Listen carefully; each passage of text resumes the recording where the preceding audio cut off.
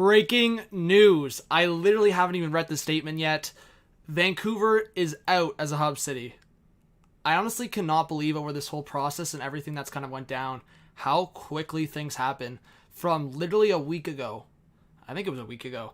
Like, it seemed like Vancouver was absolutely the favorite to be the hub city, and now all of a sudden they're out. It changed that quickly. So Vancouver is out as the hub city. I want to make that absolutely clear. Vancouver is out as the hub city. We're going to go look at the statement. I haven't even looked at the statement yet. I saw Pierre LeBrun's tweet. Vancouver is out. So now, is Toronto the favorite now? I mean, the reports are saying Toronto and Edmonton are two of the cities that the NHL is trying to push for right now because they're trying to have a Canadian hub city on top of Vegas already being, I would say, the hub city. So I'm actually just wearing the Penguins jersey right now because I just recorded 2 videos. So Vancouver's out. We're going to look at it right now. I haven't even read the statement yet. So we're looking at it right now. Let's pull it up. All right, right here. So Canucks statement on NHL hub city bid. I hope you guys can see that. I think you can read it. Statement from Canucks Sports and Entertainment. We sincerely thank Premier Horgan, Minister Beer, Dr. Bonnie Henry, and their teams for their incredible support as we worked through the opportunity to host NHL teams in Vancouver. It has been a collaborative effort from the beginning with the NHL and all parties involved throughout the entire process, said Trent Carroll. From the beginning, our goal was to help the NHL get hockey back on the ice if we could, although Vancouver won't be a hub city. There you go, right from the Canucks Twitter account. We are still excited to see hockey start up again. Now we look forward and are very excited to welcome our Canucks players back for training camp at Rogers Arena in the coming weeks. An exciting finish to the season is just around the corner, and we can't wait to drop the puck. Oh my god, relax, Creative Cloud. Thoughts? So, I know Canucks fans were getting pretty excited. I thought Vancouver was going to be the lead there. But pretty crazy.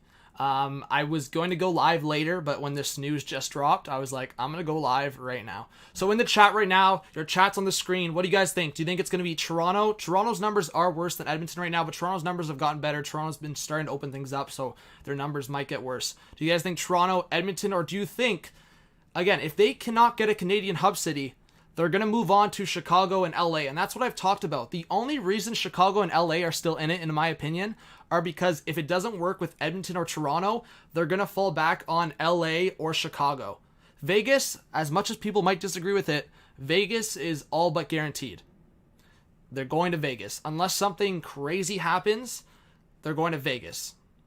The other hub city is now down to Toronto, Edmonton, and if those two don't work out, it's going to be LA or Chicago. Like I said, they're going to prioritize Toronto or Edmonton at this point. So it's down to those two. If those don't work out, then they will go to Chicago or LA. So that's pretty crazy, especially if they go to LA, like LA and Vegas. Like, that's like right next to each other. So I don't know. And yeah, LA, the cases are rising. But people need to understand that. And that's why they are comfortable with going to Vegas, because they're comfortable with the bubble that they're going to be going into. The NHL is not stupid. We've talked about it. Gary Bettman is not stupid.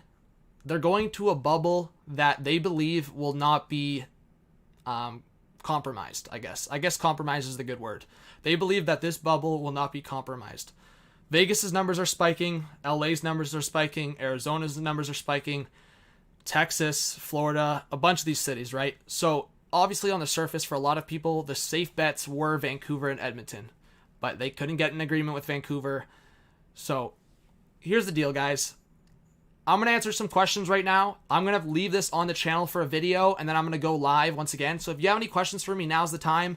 I want to leave this on the channel for people to be able to rewatch and just kind of my thoughts. My thoughts are this. I think if you're the National Hockey League and you're looking at the broadcasting as well from Sportsnet and their perspective, Toronto might be the best bet. Only because if you're looking at this much of a comparable where Edmonton's numbers have gone a little higher, same with Toronto, then there's not that much of a difference once it comes down to the Phase 4 isolated bubble. That's my thoughts on it. Vegas, and that's where it makes it kind of obvious for me. I don't think they're afraid to go to Toronto if they're already confident in going to Vegas. I think Vegas might have more amenities, but Toronto has more, arenas, venues, right? They have the ability to make it happen. So, just Rocha says Toronto and Edmonton, but that's the thing, Rocha. They've basically, I mean, the NHL hasn't come out and said Vegas, but all the insiders, all sources around have said the NHL is already kind of set in stone with Vegas. Unless something dramatic happened, in like absolutely crazy happened, Vegas is basically secured at this point.